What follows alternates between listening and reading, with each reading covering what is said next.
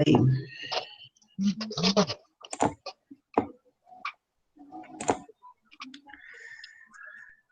Acho que foi, né?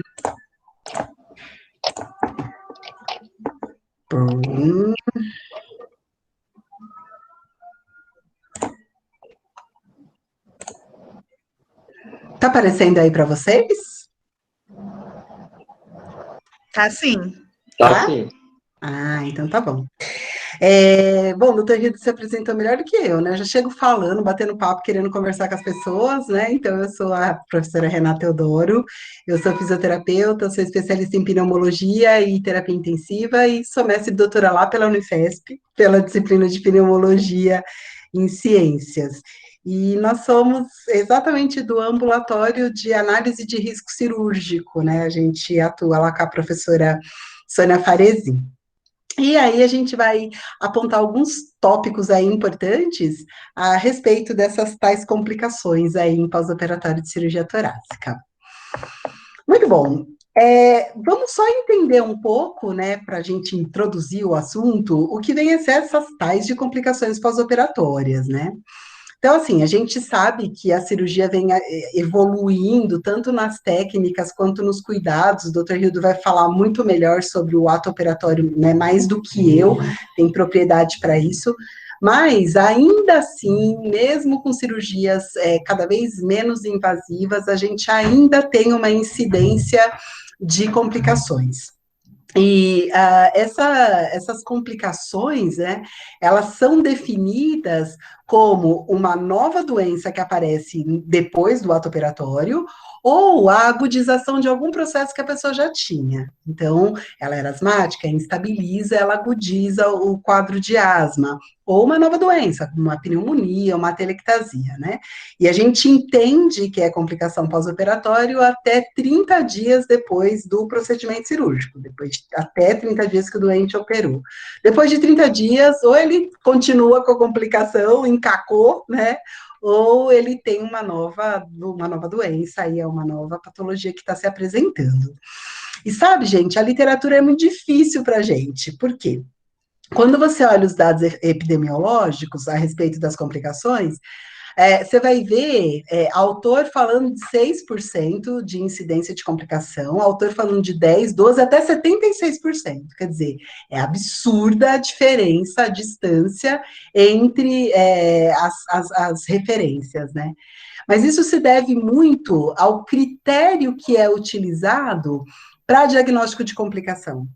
Então, alguns autores, por exemplo, só vão diagnosticar a telectasia se ela tiver repercussão funcional, se o doente evoluir com desconforto respiratório por conta dela. Outros não. Diagnostica a telectasia pela presença de diminuição de ventilação no raio-x, por exemplo, com perda de área. Então, esses dados discrepantes acabam não dando para a gente um valor exato dentro de um contexto nacional e mundial a respeito da incidência das complicações. O que a gente sabe é que em procedimentos torácicos, né, e é que a gente está falando de procedimentos torácicos de uma maneira mais abrangente, mas é claro que as cirurgias cardiotorácicas, elas também têm essas complicações, e pior, porque as cardiotorácicas ainda pode ter extracorpórea e uma outra condição aí de hemodinâmica, de bomba cardíaca, que pode complicar ainda mais esse doente. Mas, dentro desse espectro, né, desse rol de complicações que a gente tem no pós-operatório, nós vamos ter aí as cardiocirculatórias, infecciosas, mas as pulmonares nas cirurgias torácicas são mais incidentes, né, são mais prevalentes também. Então, aquelas que comprometem o trato respiratório, né, até o próprio parênquima pulmonar propriamente dito, né? E aí a gente acaba tendo, muitas vezes, um aumento do tempo de hospitalização desse paciente, aumento da mortalidade, o aumento de tempo de internação em unidade de terapia intensiva, um aumento absurdo de custos, né, de gastos hospitalares, e isso acaba contribuindo muito até para a ineficiência, né, do sistema. E tudo isso a gente pode tentar abordar no período pré-operatório e perioperatório para tentar minimizar essas complicações, né? Isso tudo se deve porque as abordagens operatórias do tórax, elas vão estar intimamente relacionadas ao pulmão quando ela não é uma abordagem, né, cirúrgica por uma doença pulmonar propriamente dita, mas tem as outras cirurgias mediastinais e tudo mais. Mas ainda que não fosse no pulmão, né, a gente sabe aí que o comportamento das vias aéreas comunica o meio externo com o meio interno, é uma porta aberta, né, para a presença de infecções, de contaminação, e isso acaba fazendo do trato respiratório uma das principais áreas mesmo de infecção, o foco de infecção. E do ponto de vista da mecânica ventilatória, tudo isso, né, para acontecer, para o ar chegar lá, de fato, na área de troca, eu tenho todo um compartimento mecânico, né, torácico, músculo esquelético e neurológico, é claro, envolvido. E o ato operatório acaba, de alguma forma, me trazendo exatamente alterações, né, em todo esse arcabouço, né, não tem como operar sem incisão. E aí, alguns fatores de risco são inerentes ao próprio doente. Então, são fatores de risco que a pessoa traz com ela. E alguns fatores de risco, na verdade, nem são fatores de risco, né? Mas a patogênese até das complicações podem estar ligadas ao próprio ato operatório, né? Por uma série de questões. Então, a gente sabe que dentro dos fatores analisados aí, os que podem complicar mais, é a idade acima de 65 anos, as doenças pulmonares prévias, como DPOC, asma, bronquiectasia, fibrose, a insuficiência cardíaca, né? E aí a insuficiência cardíaca, hoje em dia a gente já sabe que o DPOC, por exemplo, tem dentro de uma fase aí da evolução dele, né, na classificação de Gold, ele tem uma predisposição a CICC, né, pela própria doença pulmonar e pelo uso de corticosteroides aí em grande quantidade. Fumar é evidente, tabagismo sempre, né? Aí o pessoal fala assim, né? Ah, narguile pode. Claro que não, besta, né? Narguile é tão grave quanto o cigarro. Aí tem estudos mostrando que 1 hora de narguile são 100 cigarros, se eu não me engano, né, doutor Rildo? Não tenho certeza agora. E tem outros fatores ainda associados, como obesidade, né? Gente, o obeso, ele é um ser inflamado, né? A gente está vendo agora na Covid-19, pessoas jovens, com menos de 50 anos até, fazendo sepse, morrendo pela Covid, porque é obeso. Pelo menos, aparentemente, o único fator de risco para complicação seria a obesidade. Porque a obesidade, ela traz uma inflamação sistêmica. E sem falar que a obesidade, ela traz para o aparelho respiratório um padrão tanto restritivo, porque o fato da pessoa estar pesando 150 quilos e ter 1,50 m não quer dizer que o pulmão dela aumentou de tamanho, né? Então, ela tem que vencer toda essa resistência imposta pelo tecido adiposo. E, ao mesmo tempo, é um doente obstrutivo, porque a via aérea fica afunilada por conta dessa sobrecarga também. Além dos imunossuprimidos e imunodeprimidos, quem tem apneia de sono, diabetes e hipertensão. E aí que o ato operatório, e aí agora é o doutor Hildo que fala. Eu vou dar uma continuidade aqui, daí eu já te dou uma janelinha, Hildo. Em si, acaba trazendo também algumas questões aí que precisam ser levantadas. Os doentes que são submetidos à cirurgia torácica, principalmente nas eletivas, né, eles são classificados de acordo com a American Society of Anesthesiology, que é a classificação de ASA, né, é uma classificação bastante utilizada mundialmente, e classifica com relação ao risco do paciente para a cirurgia em si, né, para a própria anestesia, o risco de morrer no período peri e intraoperatório e no pós-operatório. Então, é uma classificação bem importante para a gente, até para quando você vai receber esse paciente no pós-operatório, você já está preparado para o BO, né? Porque dependendo do asa, aí a gente já sabe que ele tem maior ou menor chances, né, de complicações. Então, é uma classificação que vai de 1 a 6, e aí a gente vai vendo que quanto mais alto o asa, mais grave, né, mais complicado o doente portanto, maior a chance dele morrer aí por conta do procedimento cirúrgico. Essa escala é um pouco mais funcional, a escala de Torre tem Anderson, ela foi validada no Brasil em 2010, é uma escala antiga aí, de 88 já. Me dá uma dor quando fala que é antiga, 88, porque eu nasci em 77, isso não é certo, né? Falar que 88 é antigo, mas tá bom, vamos lá. E aí ela foi validada lá na escola, inclusive, na Unifesp, em 2010. E essa escala, ela é um score mesmo de avaliação prognóstica de complicação pulmonar pós-operatória. E aí, é uma escala mais abrangente, ela não fala só de cirurgia torácica, ela também vai falar de abdominal alta, e aí a gente vai entender, né, que os compartimentos ali, toda a manipulação cirúrgica, né, tanto do abdômen superior quanto do tórax, acaba atuando em algumas variáveis em comum, por isso que a abdominal alta também tem um comportamento parecido com as abordagens do tórax, e a história desse paciente, né? Se ele fumou, se ele tem toxicoexpectoração, se ele já tem doença pulmonar. E a espirometria é extremamente importante, a avaliação do índice de difenô, que é o volume expirado forçado no primeiro segundo pela capacidade vital forçada, porque a gente consegue entender um pouco desse distúrbio que esse doente pode estar trazendo, né? Se é um distúrbio obstrutivo, se é um distúrbio mais restritivo. Muito embora, né, doutor Rido, acho que a maioria dos pacientes que opera lá na Unifesp tem espirometria uma tragédia, né? Assim, a gente não pega paciente muito bem desse detalhe, né? Porque muitas vezes a abordagem cirúrgica é por doença pulmonar mesmo, né? Então, eles já vêm com a prova de função meio esculhambada para a gente, né? E essas complicações, então, além desses fatores, fator de risco, né, gente, é algo que, mas é uma probabilidade, né? Então, o fator de risco às vezes é controlável, enfim.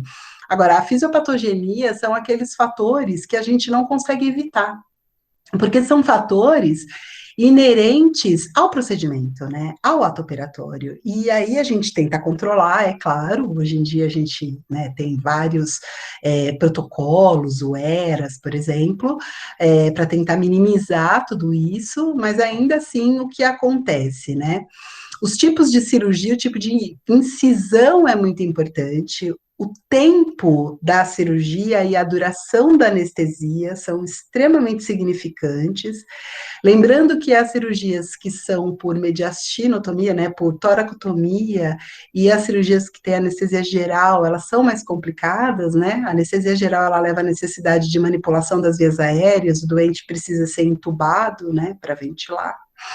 Então, além disso, os miorrelaxantes e as próprias medicações para dor diminuem um pouco o batimento ciliar, e isso acaba diminuindo o clearance mucociliar, então o paciente começa a reter secreções traqueobrônquicas em vias aéreas mais distais, o que facilita aí a obstrução e o colapso de unidades alveolares, e até de permitir que esse pulmão infecte com mais facilidade, né? O diafragma vai ter uma disfunção, uma paralisia temporária, né, que pode durar aí até 72 horas após o ato operatório. Dor e medo, vocês já devem ter vivido essa situação, né, ou trabalhando, ou com alguém da família, que a pessoa respira praticamente só com o esternocleidomastoide, né, quando ele está operado do abdômen inferior, né, imagina do tórax, né. Então, a pessoa tem muito medo de evisceração. Lá na Estação São Paulo, na UTI do 11º, lá onde o doutor Rio trabalha, inclusive, a gente já coloca em pé no primeiro, segundo PO, né, já tira do leito mesmo, quanto antes. E é engraçado, porque eles falam pra gente, não, eu operei, como se a gente não estivesse vendo, naquele rasgo, um monte de dreno de tórax nele, né, só ele sabe que operou, tadinho. É medo, né, e dor, claro, né, sente bastante dor. E tudo isso leva a uma redução da capacidade residual funcional, né, a quase 16%. A gente, às vezes, é obrigada a usar altas frações de O2, tanto no intraoperatório quanto no pós-operatório imediato, nos primeiros POs, e a gente sabe, né, que o oxigênio, embora seja importante, em altas doses, ele aumenta aí a produção de radicais livres, e até pode levar à telectasia por absorção, né, porque quando a gente coloca muito oxigênio dentro do alvéolo, a gente aumenta o coeficiente de difusão, e esse coeficiente aumentado, essa pressão de difusão, faz que quando o sangue passe para fazer ali a troca, tenha uma absorção do volume residual junto, né? Vai todo mundo, e isso pode colabar realmente esse pulmão. A força muscular diminui, né? É óbvio, eu tenho ali lesão de fibras musculares pela incisão e de terminações nervosas, né? Então, vai ter uma diminuição importante de força muscular, e aí a função pulmonar vai para o espaço, a tosse e o pico de fluxo respiratório também. Alguns outros dados importantes a respeito aí dessa incidência, né? Ela pode piorar dependendo do tipo de cirurgia. Então, a gente sabe que a cirurgia de emergência, de urgência, ela tem um maior risco complicador. A cirurgia eletiva é aquela cirurgia marcada, né? Super legal, ela dá para fazer um preparo pré-operatório, então a gente acaba tendo um controle melhor, e ainda tem as cirurgias que podem estar contaminadas, né? Então, dependendo aí do que você pega no PS da vida, se for lá no Heliópolis, não sei se o doutor Rio já conhece São Paulo, mas tem uns hospitais super legais para você ir operar. Você vai operar bastantão. Então a galera chega lá com a faca pendurada no tórax, né, gente? Ah, beleza. Uma vez eu estava no Hospital Geraldo Mandaki, eu dava preceptoria lá, e aí chegou uma mulher com um garfo de churrasco no espaço intercostal, um pneumotórax gigante, e aí eu descer, tinha que entubar, ela estava consciente, e ela pediu para não chamar a polícia, porque o Florisvaldo, que era o marido dela, tinha só colocado o garfo porque ele estava nervoso e ela não tinha feito janta, entendeu? E aí teve que operar com ele. Então, a cirurgia é potencialmente contaminada, né? E aquelas que estão infectadas. Aqui eu vou passar bem rápido, porque não é a minha área, né? É só para a gente lembrar. O local da incisão é muito importante. Então, as toracotomias, elas, né, quando você tem as anteriores e a mediastinotomia anterior, elas podem ter um fator aí de complicação, né, porque a incisão acaba pegando maior área, vamos falar assim, então complica mais. E lembrando que para os pulmões funcionar, precisa de músculo, né? Então, todo esse arcabouço torácico, músculo esquelético e neurológico, é claro, né? Nervado pelo nervo frênico, faz a caixa se movimentar para que, por pressão, por diferença de pressão, o ar entre e sai. E a gente está mexendo exatamente nesses componentes biomecânicos, né? Que realmente acaba trazendo complicações bem importantes, porque a gente mexe na dinâmica, né, na mecânica ventilatória, tão dependente desses componentes aí, que serão bastante agredidos pelo ato operatório. Só que é custo versus benefício, né? Não vai ter jeito, se tem que operar, opera e pronto, né?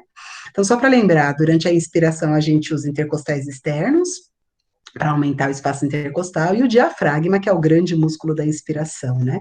Ele trabalha parecendo um Foley, né? À medida que ele eleva, a pessoa expira, né? Aumenta a pressão, e quando ele desce, a pressão fica negativa, e aí a gente inspira. E aí você perde, né? Esse componente aí biomecânico tão importante para a ventilação, principalmente das bases pulmonares, das áreas dependentes, né? E aí a gente pode começar a ter outros complicadores relacionados a isso. Lembrando também que essa inervação aí que chega no diafragma do nervo frênico, então, essa manipulação, né, mesentérica, a própria, o ato ali operatório e tudo mais, pode levar a essa paralisia frênica aí, que né, pode perdurar por 72 horas, deixando o padrão respiratório bem monótono, né, uma respiração bem apical, mal ventilando as áreas bases, né, as áreas dependentes, então. Então, a gente tem aí o controle central, vindo do tronco encefálico, né, ponte bulbo, e a gente tem essa inervação. Os receptores carotídeos, né, que está ligado lá no estímulo vagal, que também controla a frequência respiratória cardíaca, de acordo com as alterações de oxigenação de CO2. Muito bem. Então, ó, tudo isso tem dor, medo, redução da capacidade, altas frações de O2, força muscular diminuída, função pulmonar cai o pico de fluxo respiratório de tosse, tossir é importante, e aí o paciente não consegue tossir por conta de tudo isso, e aí a gente pode ter as complicações. Para finalizar, né, além das complicações respiratórias diretas, né, a gente ainda tem aquelas complicações que podem acometer o pulmão, mas que não foi originárias do pulmão, porque você pode ter trombo, né, ainda por cima, né, para esculachar mais um pouco, né, o doente pode fazer uma TVP e aí chuveirar, fazer um TEP e tudo mais.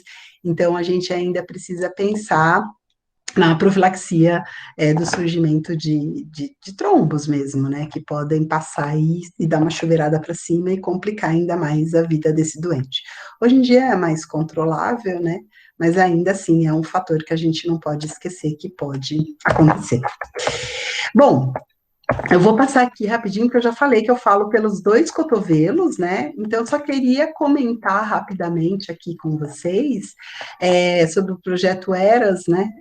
A otimização da recuperação pós-operatório, que é a sigla em inglês, e é um protocolo que você já pensa, né, na reabilitação pronta desse paciente, com a equipe multidisciplinar e multiprofissional bem articulada, então, para controle da dor, para melhorar a nutrição, tanto no período pré quanto no período intra e no pós-operatório, mobilização precoce, tirar o quanto antes o doente do leito, diminuir aí a utilização, o tempo de anestesia. Então, é um kit, né, que visa essa recuperação mais rápida. Ele já foi como se diz, já foi atualizado no Brasil, mas ainda não está implementado em todos os serviços. Então, eu não sei se vocês conhecem, porque realmente é um pacote, né, bastante novo. Os únicos lugares que eu vi bem implementado mesmo, tem uma equipe só para isso, é no Einstein, no Sírio-Libanês, para variar, né?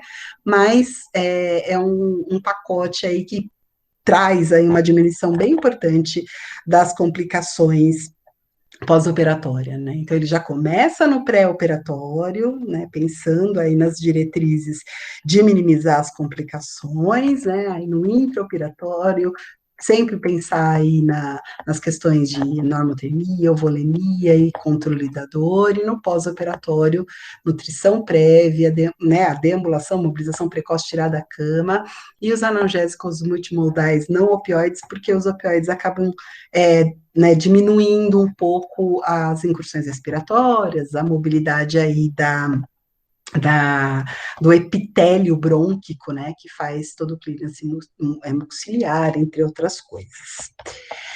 Então, é isso.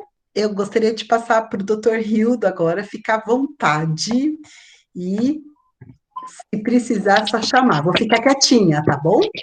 Que é difícil para mim, mas eu vou.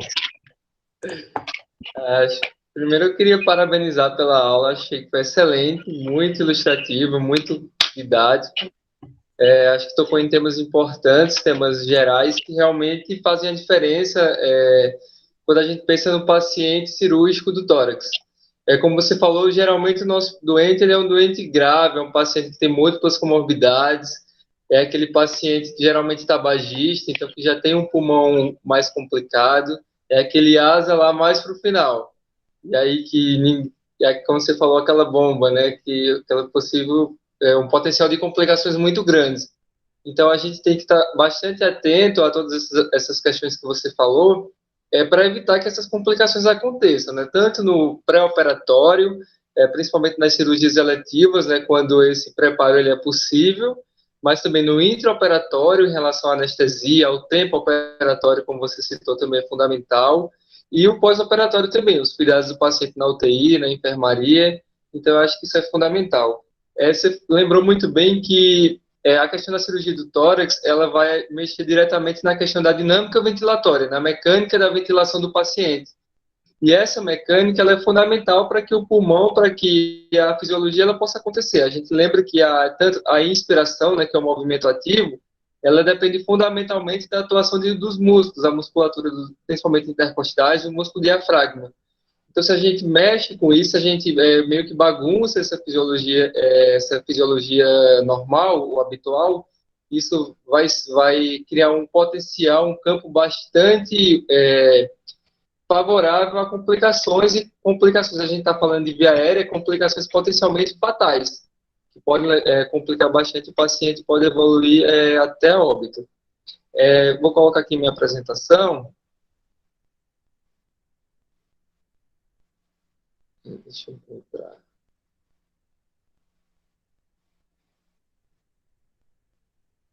E aí a gente vai falar um pouco mais sobre isso, vou tocar em alguns pontos que até você já iniciou.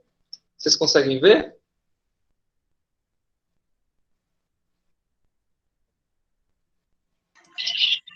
Sim.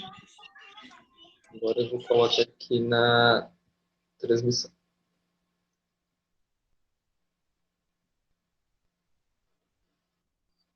Só colocar aqui para exibir, e aí a gente começa. Foi? Foi, doutor. Tá, ok.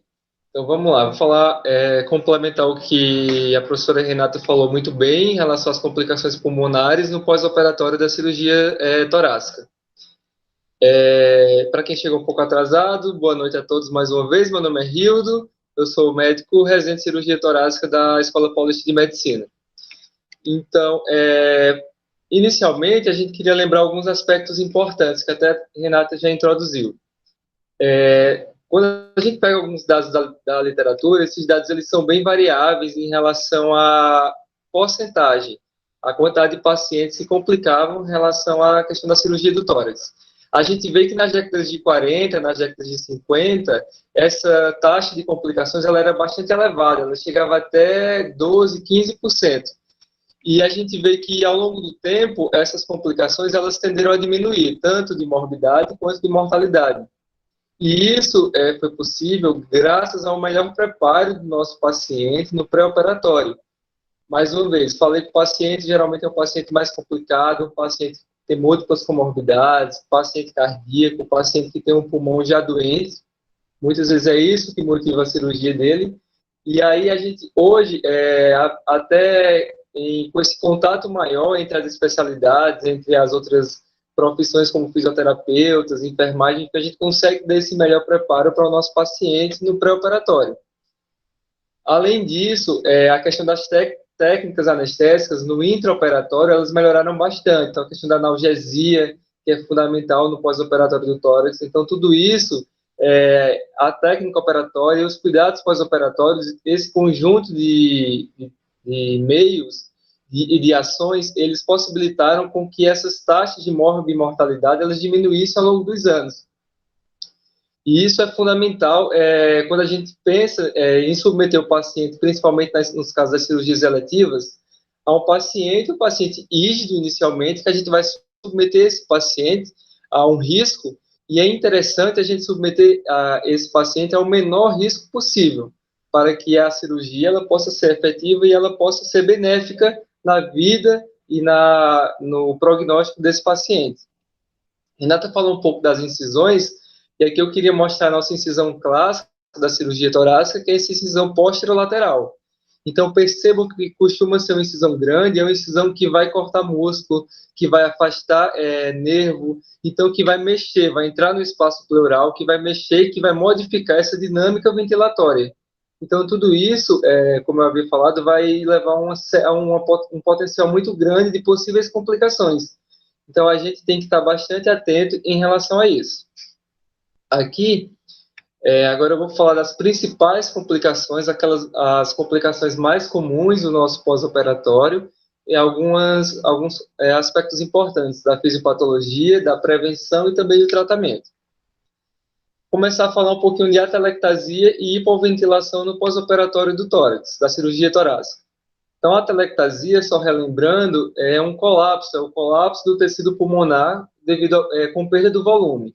Então, aqui nessa ilustração, a gente vê que os alvéolos normais, aqui nessa imagenzinha da direita, eles necessitam, e normalmente eles estão abertos para que o ar possa entrar e que a troca gasosa, ela possa acontecer. A atelectasia vai ser justamente o colabamento, o fechamento desses alvéolos. Se fecha o alvéolo, o ar não consegue entrar, então a dinâmica ventilatória ela vai estar prejudicada. O padrão mais comum da atelectasia do nosso paciente, do nosso pós-operatório, ele vai estar relacionado a essas pequenas microatelectasias difusas do parênquima. Principal causa vai ser a dor. Renata havia lembrado da questão da dor desse paciente, então o paciente sente dor. O que é que acontece? Se ele sente dor, ele não vai conseguir ventilar normalmente, ele vai ventilar menos. Então vai levar a um quadro de hipoventilação, que leva a um quadro de atelectasia e que vai gerar um ciclo vicioso. Então o paciente, ele está com dor, ele ventila menos, se chega pouco ar lá no alvéolo, lá na árvore respiratória terminal, esse alvéolo ele tende a fechar, ele tende a colabar, e que pode levar a um quadro de atelectasia, que é o que a gente não quer, que é essa complicação, que vai levar a essa queda da pressão intra-alveolar. Isso é a principal causa, só que no pós-operatório da cirurgia torácica existem outras causas que levam à atelectasia. Uma delas, por exemplo, é a presença de substâncias, por exemplo, de sangue, alguma secreção traqueobrônquica que impede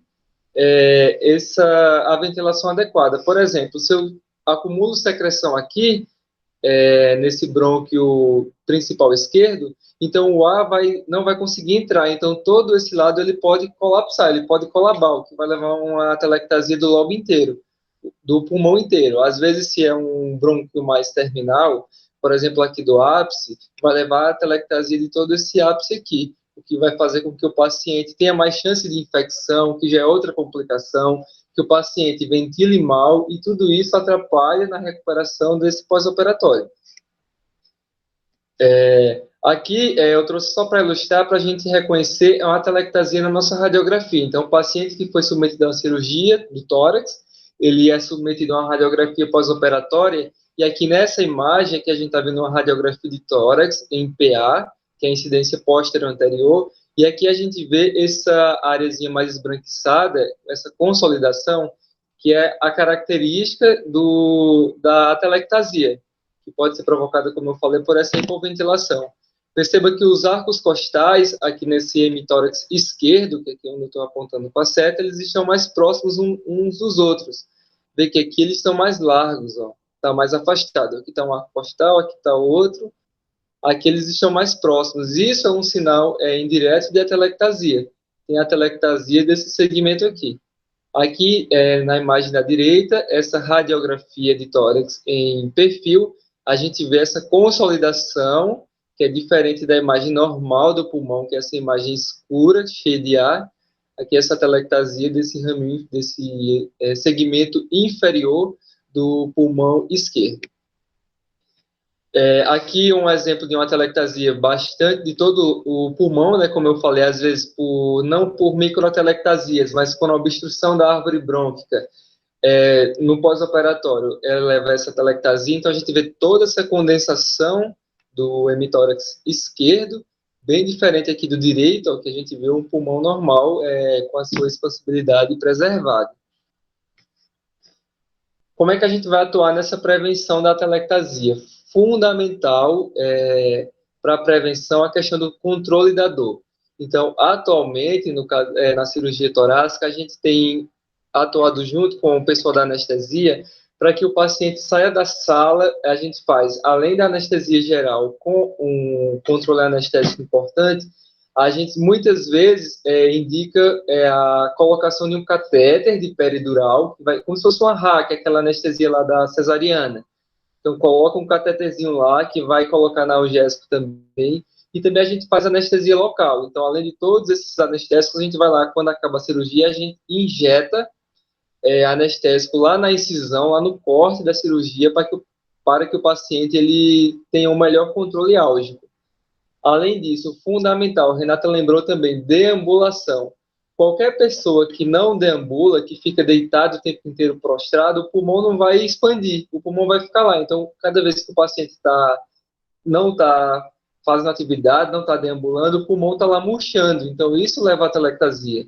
Então, fundamental, deambulação precoce, atividade, fisioterapia respiratória também fundamental na recuperação desse paciente. No caso da Unifesp, né, Renata citou, a gente tem lá a UTI do 11º andar, que é a UTI da pneuma, então os profissionais estão bastante treinados, são excelentes nessa atividade de fisioterapia pós-operatória, de reabilitação pulmonar, Então, isso é fundamental. Estimulação da tosse, essa secreção precisa sair, porque se a secreção fica lá, ela obstrui e leva à telectasia. E também naqueles pacientes em que, por exemplo ainda estão com ventilação mecânica, estão entubados, mudança de decúbito é fundamental para que a ventilação ela possa acontecer de uma maneira mais adequada. Quando a gente fala de tratamento de broncoscopia, aliás, tratamento de atelectasia, muitas vezes a broncoscopia, que é uma endoscopia da via respiratória, muitas vezes vai ser importante no tratamento, tanto no diagnóstico quanto no tratamento dessa atelectasia. Aqui eu trouxe só uma imagenzinha para ilustrar um pouco da broncoscopia, que também é feito geralmente pelo cirurgião torácico. Esse procedimento em que a gente vai entrar com o broncoscópio, que é esse aparelho aqui, e que a gente entra, ao invés da endoscopia convencional, que é mais conhecida no sistema digestório, lá no esôfago, no estômago, aqui a gente vai entrar na traqueia, vai entrar na árvore respiratória. Então a gente entra com o broncoscópio, como essa figurinha aqui está detalhando, e a gente consegue ver tanto os brônquios principais direito, o brônquio esquerdo, como também suas ramificações. E muitas vezes vai ser com a broncoscopia que a gente vai identificar essa atelectasia. Aqui eu trouxe uma imagem no pós-operatório nosso, lá da Escola Paulista, um pós-operatório de uma lobectomia do lado esquerdo, lobectomia superior esquerda, e o paciente evolui com essa imagem de radiografia aqui no pós-operatório, segundo pós-operatório. Então a gente vê que o pulmão do lado direito é um pulmão que está normal, um pulmão que está expandido, que está pretinho, bonitinho. Do lado esquerdo a gente vê essa opacidade importante aqui, quase todo o pulmão, só áreas um pouquinho mais transparentes, mas no ápice. E aí, na ocasião, a gente, em discussão lá com a equipe da UTI da Pneumo, a gente achou que realmente era uma atelectasia do pulmão do coto, do lado esquerdo, e a gente sugeriu uma broncoscopia. E aí, na broncoscopia, realmente foi identificado uma rolha, um coágulo, que obstruiu lá essa árvore respiratória, obstruiu aqui, vamos dizer, e que provocou essa atelectasia de todo o pulmão remanescente do lado esquerdo. Aqui é uma radiografia pós a broncoscopia. Como eu falei, a broncoscopia ela é tanto diagnóstica quanto terapêutica. Então, na broncoscopia, a gente conseguiu retirar esse coágulo. Então, a gente vê a diferença de uma radiografia para outra, como o paciente melhorou do padrão de consolidação, que é o clássico da telectasia, e que ele melhorou também da parte clínica, foi estubado e evoluiu bem, foi de alta para casa dias depois. Então, fundamental, eu acho que eu queria deixar mais destacado a questão do controle da dor e da deambulação no cuidado pós-operatório desse paciente submetido à cirurgia torácica, para prevenir a atelectasia. E isso, como eu falei, a atelectasia ela vai ser um fator de risco para a infecção. Imagine, isso aqui está cheio de secreção nesse pulmão, essa secreção que não sai, que não é eliminada, isso aqui é um meio de cultura para bactérias, até para fungos, outros micro-organismos, para se proliferarem e levar a um quadro de infecção, que é tudo o que a gente não quer no nosso pós-operatório, que o paciente evolua com infecção secundária, a uma complicação que ela pode ser evitada se a gente ficar bem atento a isso. Outra complicação bastante importante e também que o paciente ele complica muitas vezes é a questão do edema pulmonar. O edema pulmonar, eu trouxe essa ilustração aqui, ele é caracterizado por um aumento do fluido pulmonar. Esse fluido se acumula no tecido conjuntivo. Então, a gente vê nessa ilustração, aqui é um alvéolo, lá na árvore respiratória terminal, conjunto de alvéolos, a gente lembra que formam os ácidos. Então, esse alvéolo, que ele vai se encher de líquido. Um líquido que está lá no intestício, que está lá no tecido mesenquimal do pulmão, na musculatura lisa, no tecido conjuntivo, ele começa a extravasar por algum motivo para essa árvore respiratória, e isso vai levar ao quadro de edema pulmonar, o que vai prejudicar. Imagine, tem líquido no alvéolo, líquido não fisiológico, não é o surfactante, então tem um líquido a mais, então isso prejudica a ventilação, prejudica a dinâmica ventilatória, as trocas gasosas, e isso vai ser bem complicado para o nosso doente. Então, em relação aos fatores predisponentes e à fisiopatologia, o aumento na permeabilidade capilar, nesses vasos que circundam, que permeiam os alvéolos, eles vão ter uma permeabilidade aumentada. Então, vão fazer com que esse líquido ele vaze, ele escape para os alvéolos, levando ao quadro de edema pulmonar. Além disso, se a gente mexe lá no pulmão, a gente se mexe na caixa torácica, vai alterar também a questão da absorção dos vasos linfáticos. Então, se não reabsorve líquido linfático, também vai levar esse quadro de acúmulo de líquido que provoca o edema de pulmão. Também, sobrecarga hídrica, é um paciente que vai receber muito volume, vai receber sangue, vai receber soro, então o paciente está todo congestionado, esse líquido precisa sair para algum lugar. Vai sair pelo xixi, vai sair pelo intestino, mas também, às vezes, se estiver muito congestionado, vai levar ao acúmulo intraalveolar, levando ao quadro de edema pulmonar. Lembrando que edema pulmonar existem outras causas cardíacas, enfim, mas aqui a gente está falando do edema pulmonar como complicação da cirurgia pós-operatória. E quando a gente fala de cirurgia do tórax, a gente está falando linkando com o edema pulmonar, principalmente das pneumectomias, que são aqueles pacientes que vão retirar um pulmão inteiro, seja por um nódulo, seja por uma massa pulmonar. Então, o edema pulmonar ele vai estar bastante associado aos casos de pneumectomia. Como eu falei, é uma complicação potencialmente letal, então a gente tem que atuar na prevenção, destacando sempre a questão da prevenção, da atenção desse paciente pós-operatório, para que a gente possa evitar essas complicações. Então, em relação à prevenção, falei da infusão de líquido, então a gente tem que ter uma infusão criteriosa de fluido, de soro, de sangue, não sair dando volume para esse paciente, porque aí ele pode congestionar, pode levar ao quadro de edema pulmonar. Usar diuréticos, como furosemida, também às vezes auxilia na eliminação desse líquido, o paciente vai eliminar. Evitar transfusões sanguíneas desnecessárias, digamos assim, ou múltiplas transfusões sanguíneas, já que esses agregados, eles levam ao aumento da agregados sanguíneos, eles vão levar ao aumento da permeabilidade capilar, que vai levar a esse progressivo extravasamento.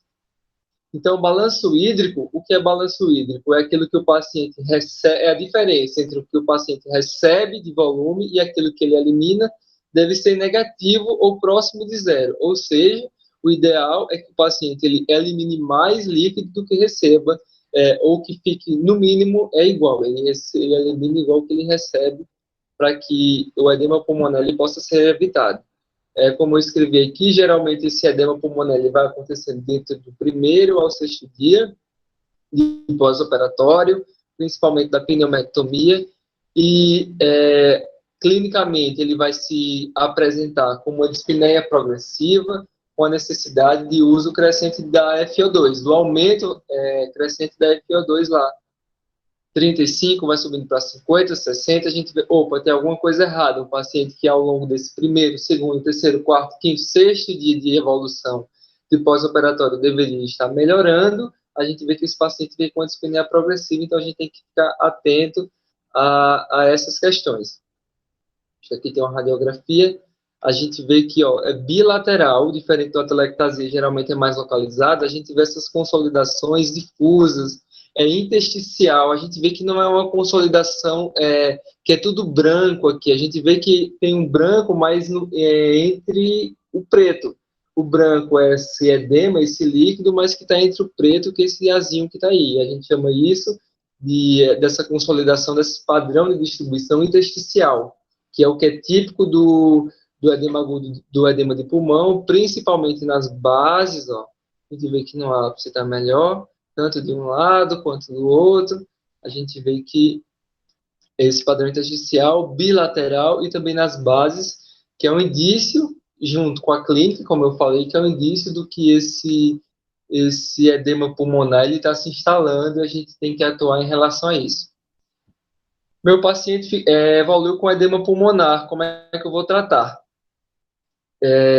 Fundamental, o paciente que está em ventilação mecânica, a gente manter ele com uma PIP alta, uma PIP por volta de 10, para que esse paciente, 10 centímetros de água, de pressão, para que esse alvéolo ele consiga expandir, para que a gente mande uma pressão acima daquela pressão fisiológica, intraalveolar para que o paciente consiga expandir esse pulmão e ele consiga ventilar melhor. Restrição hídrica, tanto na prevenção quanto no tratamento, também vai ser fundamental. O paciente é importante que ele mantenha um volume, receba quantidades pequenas de volume, e diurético também pode auxiliar, furosemida, hidralazina, outros diuréticos também, para que o paciente possa eliminar esse líquido, esse fluido, e possa evoluir de uma maneira satisfatória nesse pós-operatório.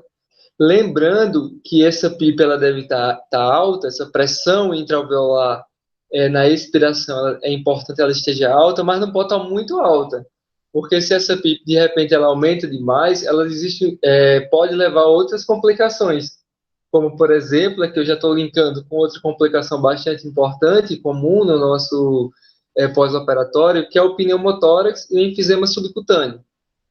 Aqui só para definir, o que é o pneumotórax, para relembrar, é a presença ou acúmulo de ar na cavidade pleural. Então, a cavidade pleural, o espaço pleural, que é essa região aqui, mostrando desse lado esquerdo, que é esse espaço virtual entre a pleura parietal, que é essa pleura que está colada com a caixa torácica, e a pleura visceral, que é o que está colado no pulmão, é um espaço virtual, ou seja, existe esse espaço, mas ele é um espaço que tem pressão negativa.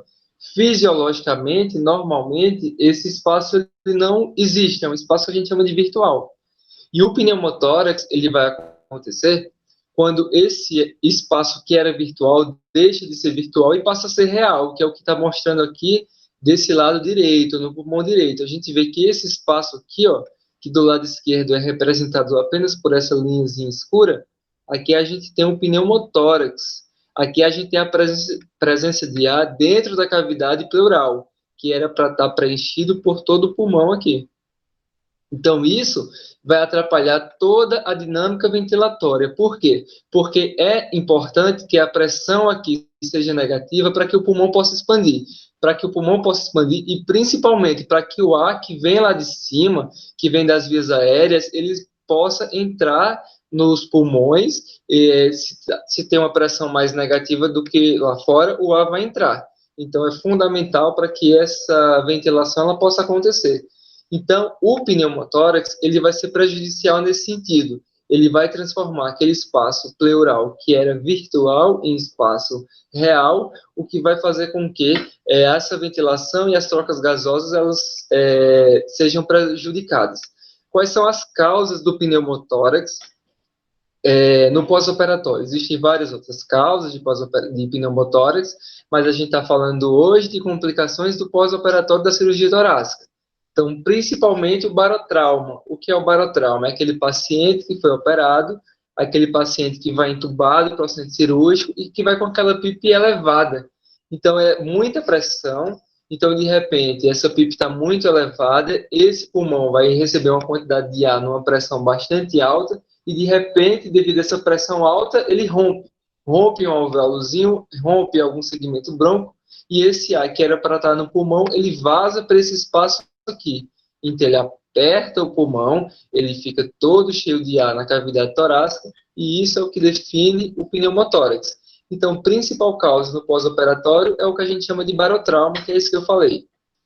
Outra causa importante é o paciente que já apresenta o que a gente chama de blebs pleurais. O que são blebs pleurais? Blebs pleurais são vesículas subpleurais. Aqui eu trouxe a imagem de uma videotoracoscopia, em que a gente vê, aqui é o ápice pulmonar, e aqui a gente vê uma bolha em cima do pulmão. Isso aqui é uma blebe. Geralmente elas estão presentes no ápice, e isso aqui é uma vesícula, a pleura visceral que está encobrindo toda essa bolha aqui. Então, se é um paciente que, por exemplo, recebe na indução anestésica, na intubação, ele recebe uma pressão, uma ventilação, o anestesista, sei lá, ventila com mais força, essa bolinha rompe, faz puff. Então, vai encher de ar aqui por todo o pulmão. Aliás, o ar que era para estar no pulmão, ele vai vazar para toda a caixa torácica, para a cavidade torácica, levando ao pneumotórax. O que é que clinicamente nos vai dar indícios? Opa, peraí, o paciente evoluiu com um pneumotórax, tanto no intraoperatório quanto no pós-operatório. É o paciente que começou a cirurgia, estava bem, estava ventilando tranquilo, a gente estava lá operando, só que o anestesista começa a perceber, ou no pós-operatório, que o paciente piorou subitamente a ventilação. Então, de repente, rompeu aqui, está enchendo de ar, esse pulmão está comprimido. Porque esse ar que está aqui, ele provoca uma pressão, então ele impede que esse pulmão ventile, que o pulmão expanda. Então, o paciente vai piorar da ventilação. Outro aspecto importante que a gente tem que avaliar é a ausculta. Percebam, desse lado aqui, a ausculta vai estar normal. Então, a gente vai escutar o murmúrio audível, murmúrio presente, murmúrio normal. Desse lado tem ar, o pulmão não está expandindo, então a gente não vai ouvir nada. Aqui vai ser uma ausculta diminuída ou até mesmo abolida. Na percussão, que é aquilo lá que a gente bate no exame físico, aqui a gente vai ter um som pulmonar, aqui a gente vai sentir um oco mais forte, que a gente chama hipertimpânico, vai ter um tipo como se estivesse batendo um tambor mesmo. Por quê? Porque aqui está cheio de ar. Então é um sinal, um indício do exame físico que a gente faz, que o fisioterapeuta faz, e em que vai ser diagnosticado o pneumotórax. Como é que trata o pneumotórax? Chama o cirurgião torácico para que a gente possa drenar. A gente vai passar um dreno de tórax, um dreno seco d'água, que eu acho que todo mundo aqui já viu lá na UTI, na enfermaria. O paciente vai ficar com um dreno de tórax, e aí a gente vê com os dias, com esse pulmão, quando coloca um dreno, o pulmão expande completamente, na grande maioria dos casos. 48 horas depois, o pulmão está expandido, o líquido que estava aqui, ele parou de ser eliminado, ele diminuiu, então é um indício de que esse pulmão expandiu e que o pneumotórax se resolveu, a gente sacou o dreno e resolveu. Então fica bastante atento em relação ao pneumotórax. Outro aspecto bastante importante, bastante comum que a gente vê principalmente nas UTIs de pós-operatório do tórax. Atualmente a gente tem visto bastante os pacientes de Covid, que é o paciente entubado por muitos dias, é a questão do enfisema subcutâneo. O que é o enfisema subcutâneo? A gente precisa definir isso. Enfisema é a presença subcutâneo, é a presença de ar, de gás, que é o enfisema, é nesses tecidos subcutâneos, abaixo de pele, musculatura, em gordura, em tecido celular subcutâneo. Então, a gente vai palpar aqui, geralmente, nos ápices, a gente vai palpar no hemitórax, a gente vai sentir um gás. Quem palpou uma vez não esquece nunca, é bem característico. Então, esse enfisema subcutâneo, e geralmente causa muita angústia no pessoal da fisioterapia, causa muita angústia no médico intensivista lá da UTI, e aí eles ligam para o cirurgião torácico, o paciente está com enfisema. Sendo que a gente sempre lembra, e é importante destacar, que na maioria dos casos, isso aqui é fundamental, na grande maioria dos casos, o enfisema subcutâneo, ele não cursa, ele não tem nenhum significado patológico, ele não vai ter nenhum problema, não vai cursar nenhum problema para o paciente. Ele não vai não vai ter uma piora do quadro hemodinâmico, do quadro ventilatório. Geralmente é uma condição que o paciente vai ter, mas que vai exigir apenas uma observação, um tratamento expectante. A gente vai apenas observar esse paciente. E o que é que pode causar esse enfisema, né? Geralmente o enfisema subcutâneo ele é causado ali próximo da própria ferida operatória. Então a gente abriu pele, abriu tecido celular subcutâneo, a gente abriu musculatura, a gente até chega à cavidade torácica lá naquela incisão que eu mostrei. Então, obviamente, vai entrar ar. E às vezes a gente fecha isso quando está acabando a cirurgia, e isso vai ficar um pouquinho de ar acumulado lá.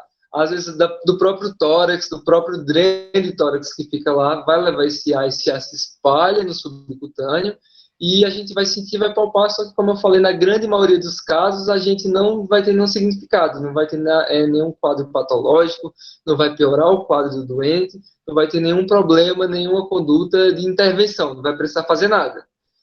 Fundamental, às vezes o paciente já está internado, já está na UTI, já operou, tem 1, 2 dias, ele começou a evoluir com esse enfisema subcutâneo.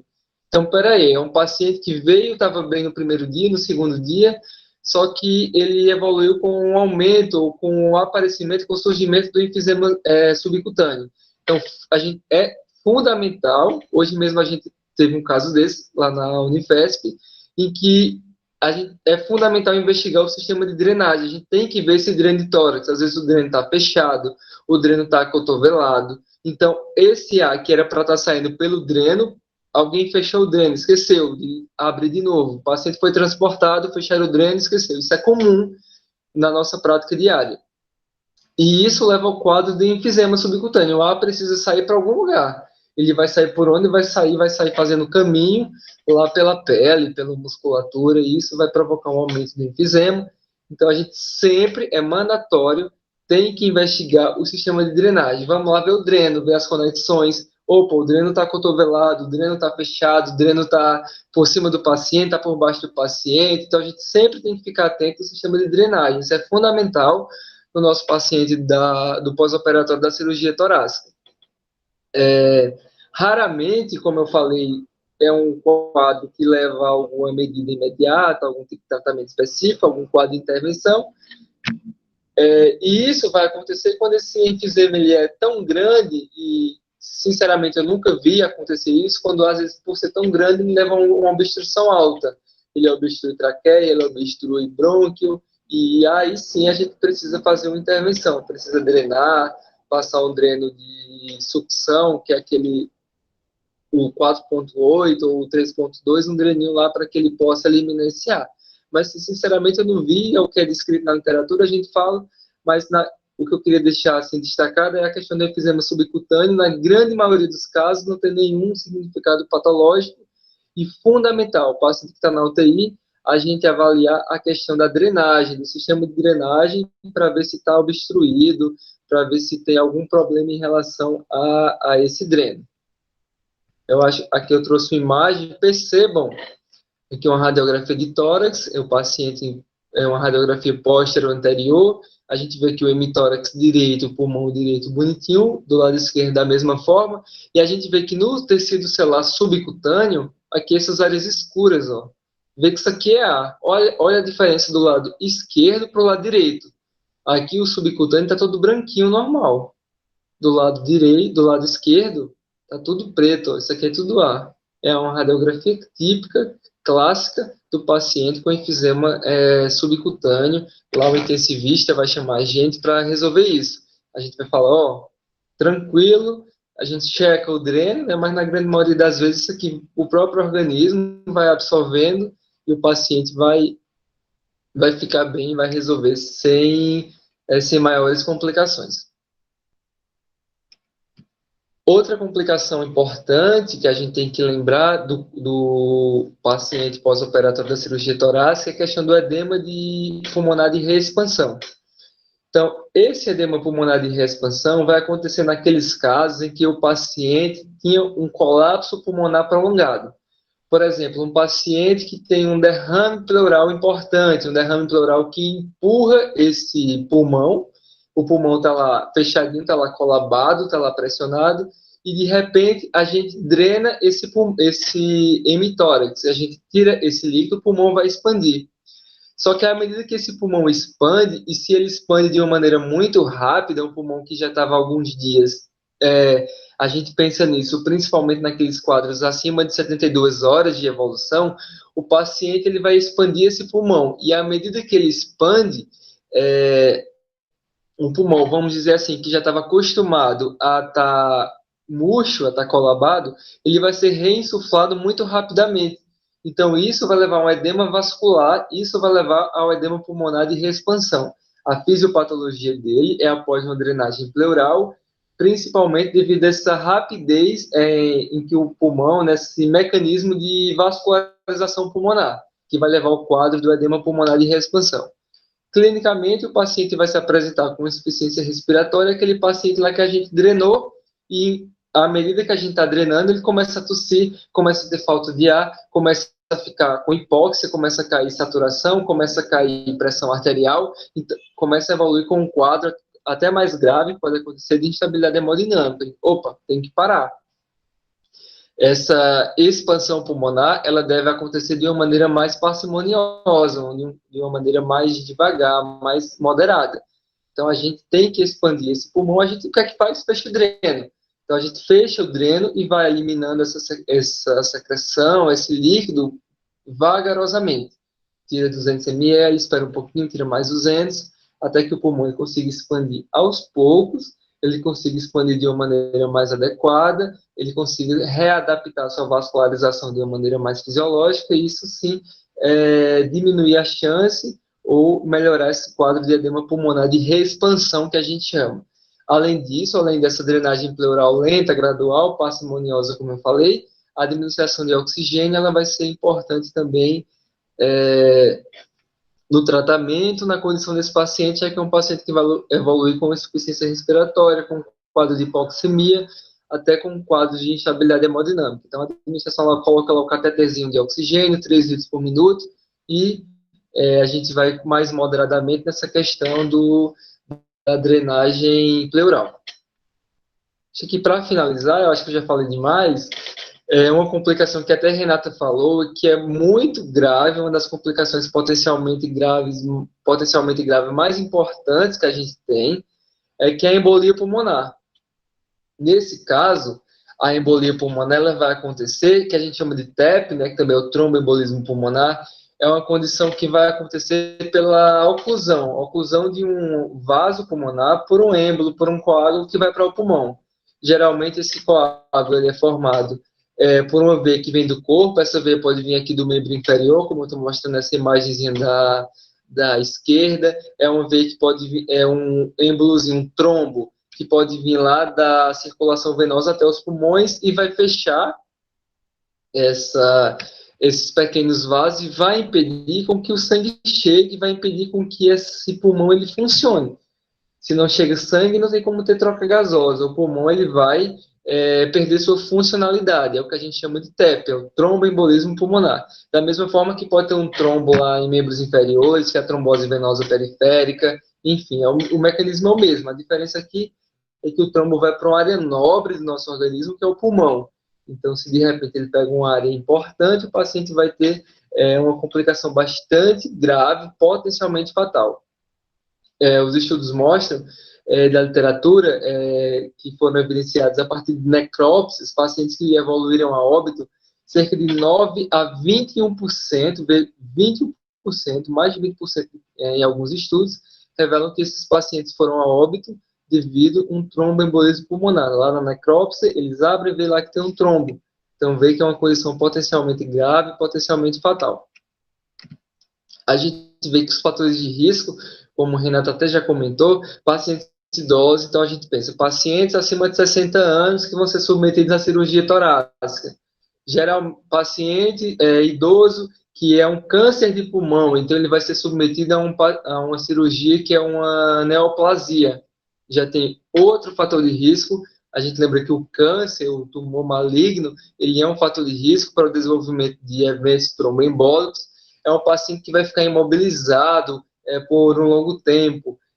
Também é um fator de risco para esse desenvolvimento de fatores de eventos tromboembólicos, da importância da mobilização precoce, da deambulação precoce, que Renato também havia falado inicialmente.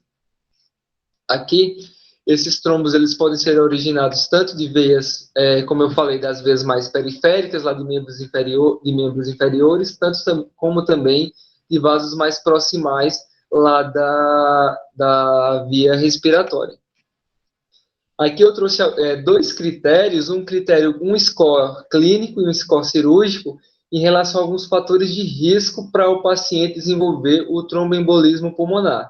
Então, é um paciente que tem suspeita de tromboembolismo venoso, é um paciente que evolui com edema de membro inferior unilateral. Opa, a perna direita inchou, está com aquele empastamento, o paciente está com dor. Então, isso é uma suspeita de tromboembolismo venoso periférico. Então, vê que pontua 3 pontos.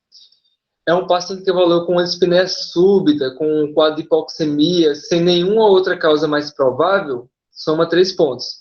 Paciente que evoluiu com taquicardia, 1,5 ponto. Paciente que está imobilizado, uma cirurgia que ele ficou lá entubado vários dias, está imobilizado, então é fator de risco, pontua 1,5 ponto. É um paciente que já teve um tromboembolismo venoso, é um paciente que já teve uma trombose na perna, já teve um TEP prévio, soma mais 1,5 ponto.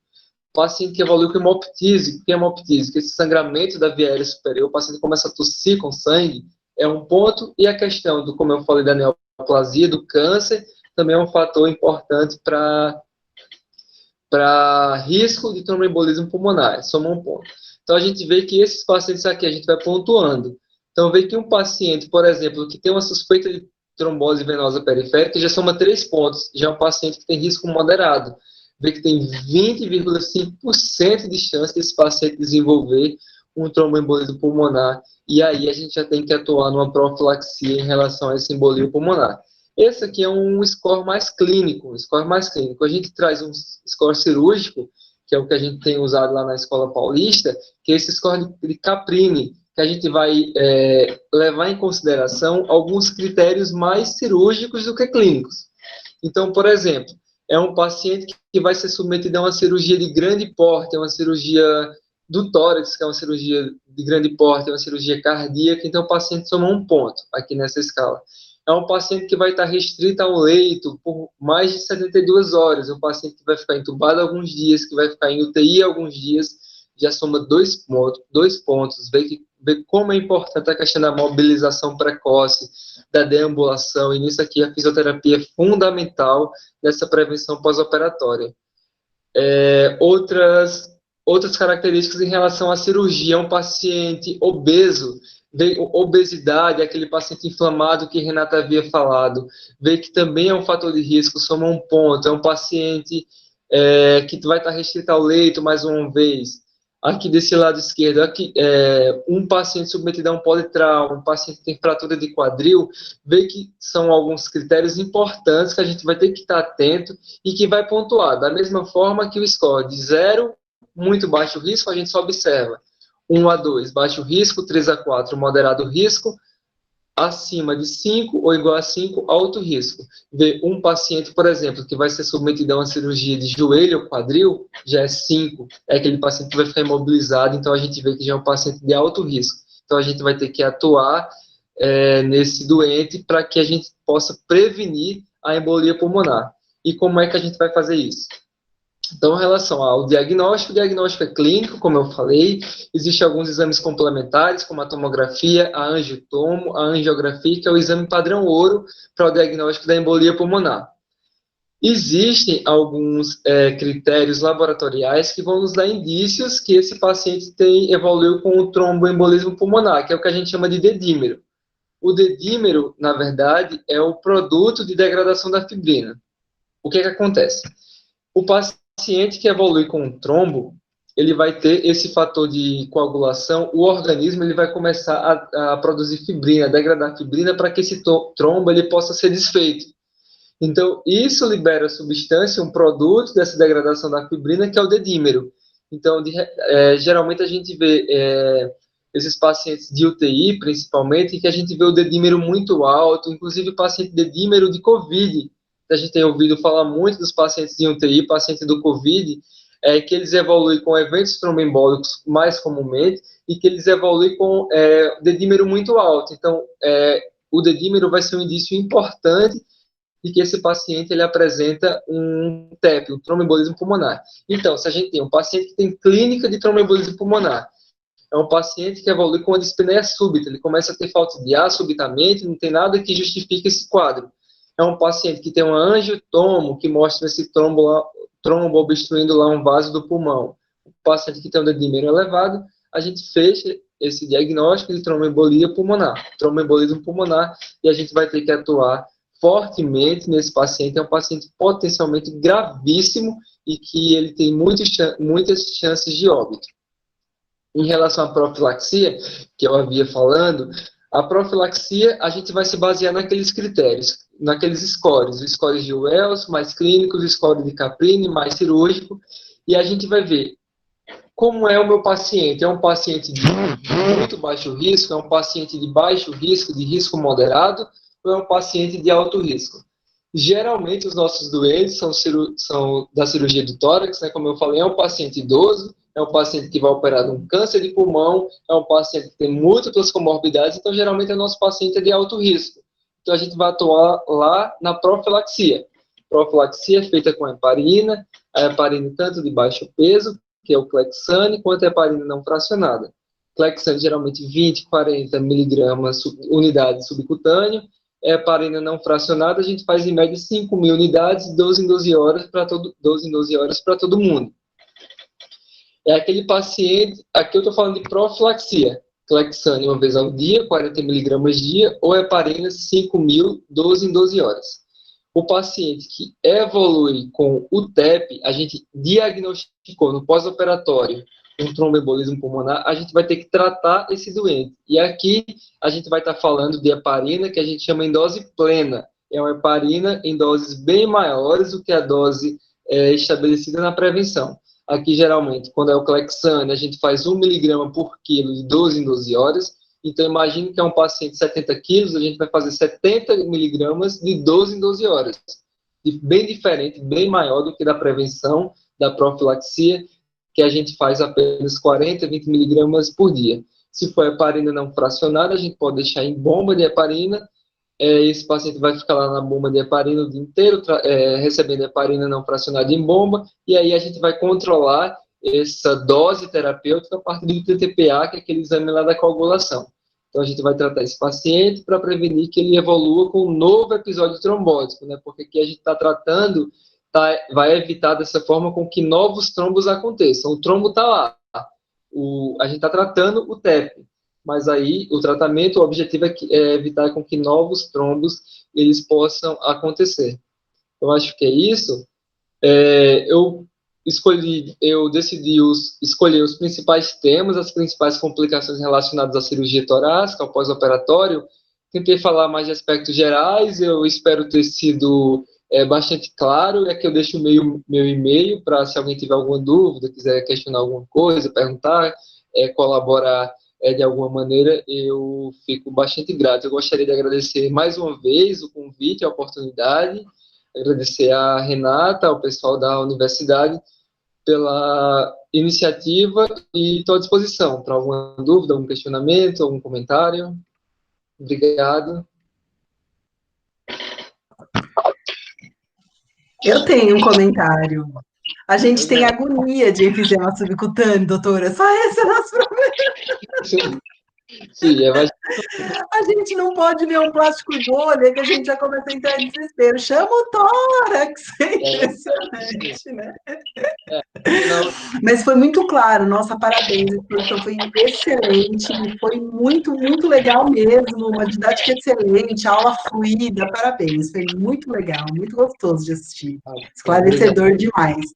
E agora eu não chamo mais quando eu tiver enfisema, viu? Tá bom, pode deixar.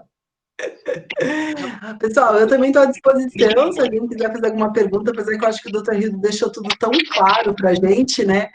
Que fica super fácil, assim, da gente correlacionar o que a gente vê na beira do leito com o que acontece no centro cirúrgico, né? Porque é meio que um mistério o que aconteceu no centro cirúrgico. A gente pega lá na ponta, né? E acaba falando os porquês do que está acontecendo com o doente naquele momento, né? Então foi maravilhoso, porque isso dá uma dimensão clínica do doente cirúrgico. Né? E aí, até para você tomar decisões, enfim, do que fazer com esse paciente, fica muito diferente, né? Verdade. E é fundamental essa abordagem multidisciplinar, né? Aqui na Unifesp, a gente tem a sorte, como você falou, de ter uma equipe muito alinhada, muito afiada em relação a isso. A gente tem pneumologistas, tem fisioterapeutas, tem o pessoal da medicina intensiva, que eles já têm bastante hábito, bastante habilidade em tratar tudo isso. A gente vê que não é a realidade assim, na maioria dos lugares, né?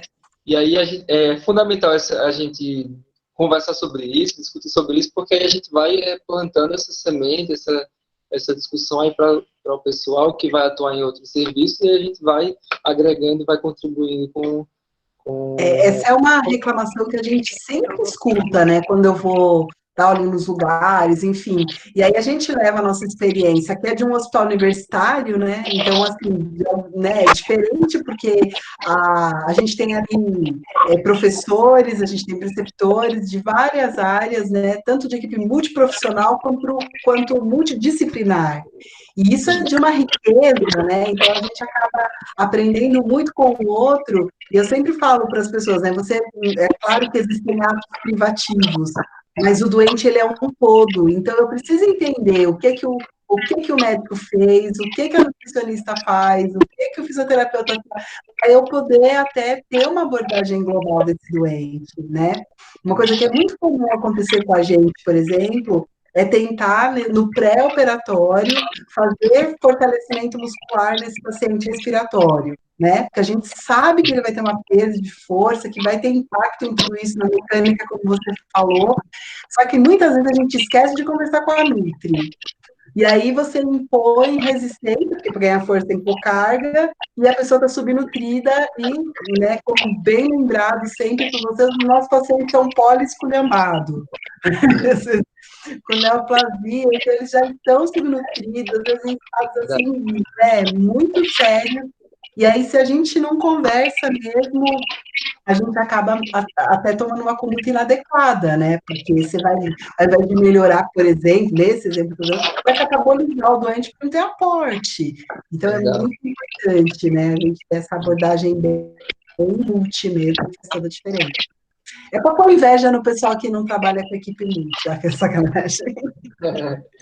É legal. E a gente só tem a ganhar, e principalmente o paciente, né? Só tem a ganhar com essa interação entre as equipes. Cláudia fez uma pergunta bacana aqui no chat, que ela perguntou sobre a diferença entre o dreno de selo d'água e o dreno que é mantido em aspiração contínua. Aqui eu vou colocar aquela imagenzinha do pneumotórax para a gente entender melhor.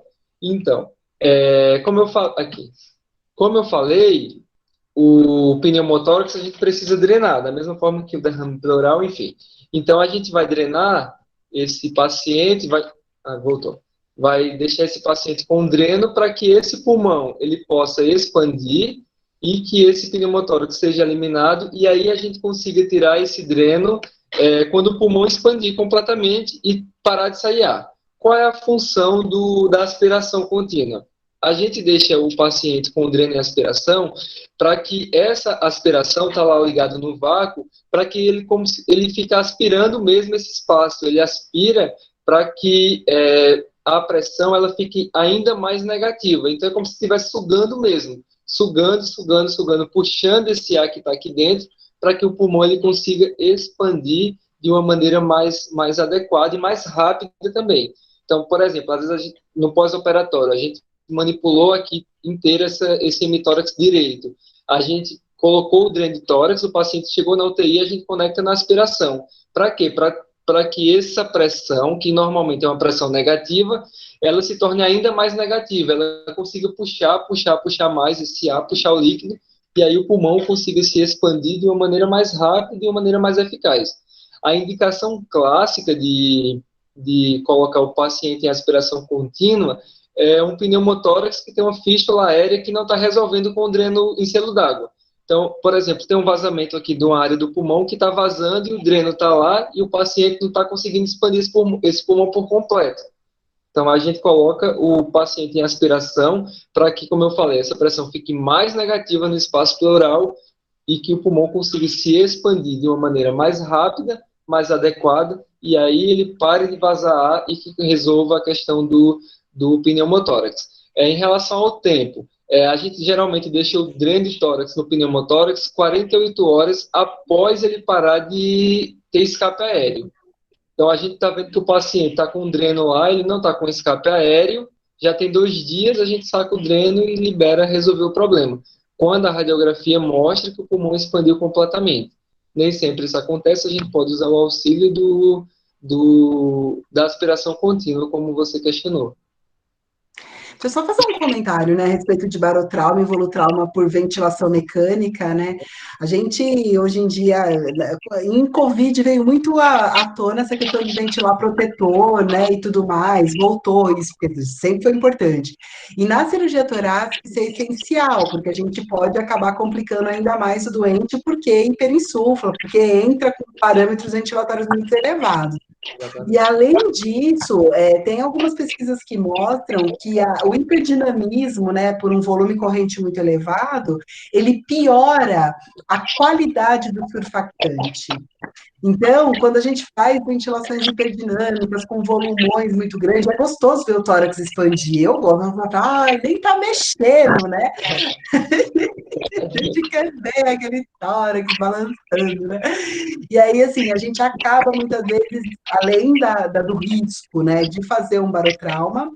O volutrauma é mais raro, mas o barotrauma é mais comum, né? Porque aumenta muita pressão.